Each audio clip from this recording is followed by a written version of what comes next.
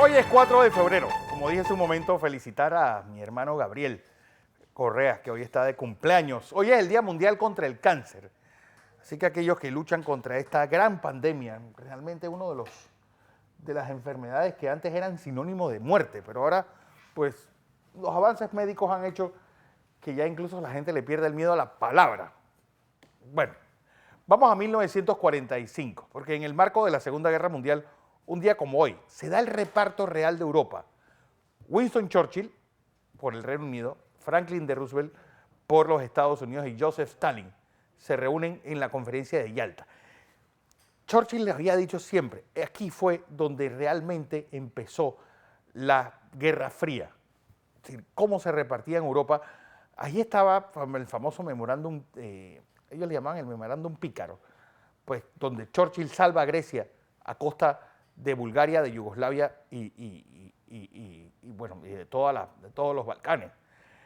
Aquí, por ejemplo, esto es interesante. Stalin dice que él no podía ir a otro lugar porque estaba muy enfermo.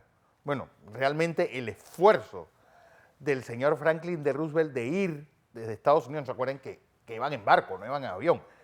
Pues ir hasta Yalta, en la Crimea, pues llegó casi muerto. Incluso hay una imagen donde ni siquiera podía sostener la mano. En ese año de 1945, Roosevelt pasó un mes entero en su finca en Georgia, bueno, donde terminaría muriendo. ¿Qué hicieron los rusos? Para que los americanos y los ingleses no se pusieran de acuerdo, pusieron a los ingleses a la izquierda, los americanos a la derecha, y ellos estaban en el medio. Churchill, cuando supo que iba a Crimea, se llevaron 25 cajas de whisky, bueno, y no sé cuántas cajas de champaña. Había que llevarlo todo. Bueno, Stalin, para hacer los brindis y estar, bueno, que los demás soltaran la lengua, dice que llenaba la botella pensando que era vodka, en verdad estaba tomando agua. Stalin también era un gran bebedor.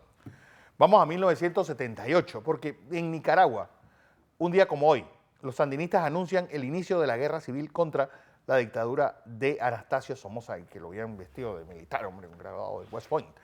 Bueno, ¿qué ocurre en todo esto? Pues provoca una guerra que llevaría a los sandinistas al poder en julio de 1979 y el inicio de un montón de focos guerrilleros hacia Centroamérica. No olvidemos aquel discurso de Nikita Khrushchev de enero de 22 de enero de 1961, mientras John F. Kennedy estaba hablando de no digas que la patria debe ser por ti, sino tú por tu país. Bueno, Nikita Khrushchev estaba haciendo un discurso diciendo que ellos iban a apoyar todos los focos guerrilleros, bueno, de luchas de liberación, tanto en África como en América Latina.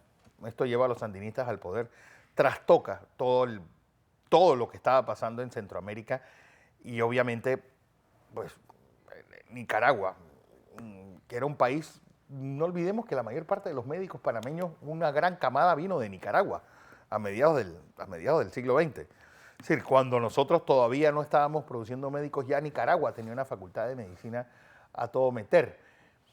Y esto obviamente, pues la llegada de los sandinistas, la llegada de los cubanos sobre todo a América Central, la explosión guerrillera en El Salvador, en Guatemala, pues toda la distorsión que hubo política en Honduras.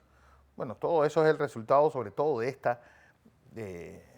este movimiento guerrillero y esta victoria de los regímenes, como le llamó Sergio Ramírez Mercado en su libro Adiós muchachos, cómo fue la deformación y sobre todo cómo los Ortegas pasaron de ser un gobierno de unidad a terminar convirtiéndose en una especie de títere de La Habana. Vamos a 1984, porque en la Ciudad del Vaticano, en el marco de la Guerra Fría, Juan Pablo II suspende a divinis. ¿Qué significa eso? Bueno, para siempre. A varios sacerdotes nicaragüenses. ¿A quiénes? Ernesto Cardenal, Fernando Cardenal, que eran hermanos, Miguel de Escoto y Edgar Parrales, debido a su adscripción no solamente a la teología de la liberación, sino a lo que fue al gobierno sandinista. Varios de ellos fueron ministros de Estado. Y sobre todo, no olvidemos que Juan Pablo II era un anticomunista acérrimo, es decir, un hombre que estaba obsesionado realmente con acabar con el comunismo, que al final lo terminó acabando, no olvidemos eso. Y su imagen aterrizando en el aeropuerto de Managua con Ernesto Cardenal de rodillas y él regañándolo, bueno, fue una imagen que en 1983 causó, bueno, estupor, y sobre todo esa manifestación con los sandinistas pues recriminándole a Juan Pablo II en medio de su discurso, él gritando, dejen hablar al Papa, para que vean lo que era la Guerra Fría. Vamos al 1992, porque hoy es un día de esos que marcaron un antes y un después en Venezuela. Por ahora, decía Hugo Chávez, mientras se rendía en el Palacio de Miraflores, entre el gobierno de Carlos Andrés Pérez. Esto, obviamente, pues, marca el inicio de lo que él llamó la Revolución Bolivariana. Bueno, le llamó Movimiento Quinta República, le llamó un montón de cosas. Y esto, bueno, Chávez tuvo 2 años preso, Rafael Caldera, nadie sabe por qué, lo saca de la cárcel y casi lo lleva a la presidencia. Vamos a 2004, porque un día como hoy entra en red Facebook, el ocio llevado a su máxima expresión. Pues el gran hermano, porque literalmente es tú mostrarle al público tu yo interior, tanto el público y a las empresas. Y esta red social, sin lugar a dudas, yo creo que así como hay un libro sobre medios de comunicación llamado Desde Gutenberg a Internet, bueno, y habla sobre todo la irrupción de estas redes sociales y qué haces con un medio ya hecho para ti. Tú eres tu medio de comunicación y alguien te está vigilando. Bueno, ni en 1984, pues alguien ejercía tanta presión sobre tu vida interna y sobre todo tú dejas tus gustos, tus preferencias,